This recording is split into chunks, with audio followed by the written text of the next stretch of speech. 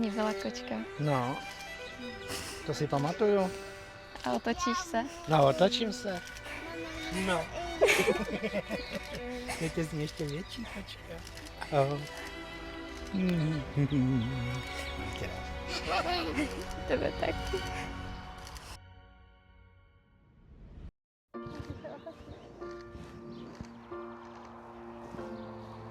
Teda.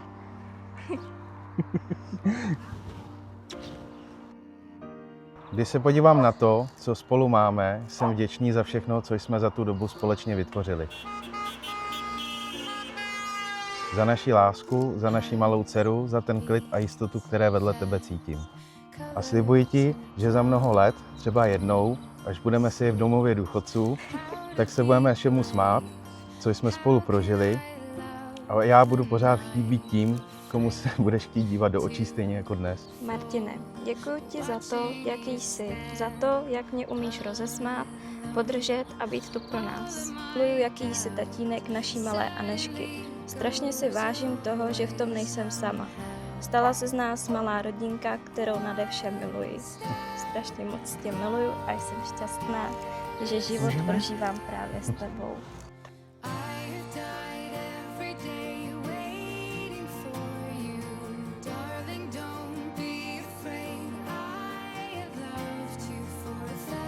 Dávám ti svou dceru.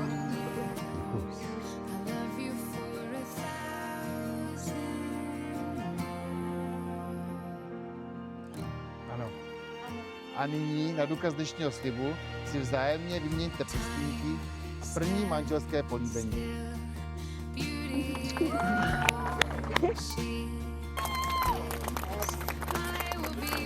Vám, milí novomanželé, vám přeju hodně spokojenosti ve vašem životě, pevnou lásku a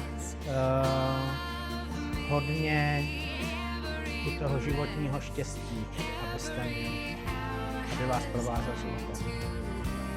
Tak si ten život užijte. Jsem vděčná za to, že jsem mohla vyrůstat právě vedle ní a mám obrovskou radost, že teď bude dál růst po boku tak skvělého muže jako Martin. Jako všechny malé holky jsme snili o tom, jaké jednou budeme mít manžely. A Anička už se ho vysnila. Sice není upír a necpětí se na sluníčku, ale naplnil jí srdce láskou a to je to, co je důležité. A děkuji moc, že mohu být vaší součástí. A moc vás miluju. Nasazením a vášním pro rodinu dělá vše, co by příkladný otec a manžel měl dělat. Není to jen o práci, ale o těch každodenních maličkostech, které dělá, i když to je náročný. Nicméně nezapomínej na to nejdůležitější, a to je vlastní zdraví. To si za peníze nekoupíš a s narůstajícím věkem tohle lidové rčení nabírá na důležitosti víc, než si myslíš. Nicméně, život není jenom slunce a duhat. Je to občas pořádný fičák, kde budete společně čelit každodenním nástrahám a věci, jako je trpělivost, láska a důvěra, bude testována každým dnem až do konce vašich dnů. Věřte, vím, co říkám. Na závěr bych chtěl poprosit Aničku.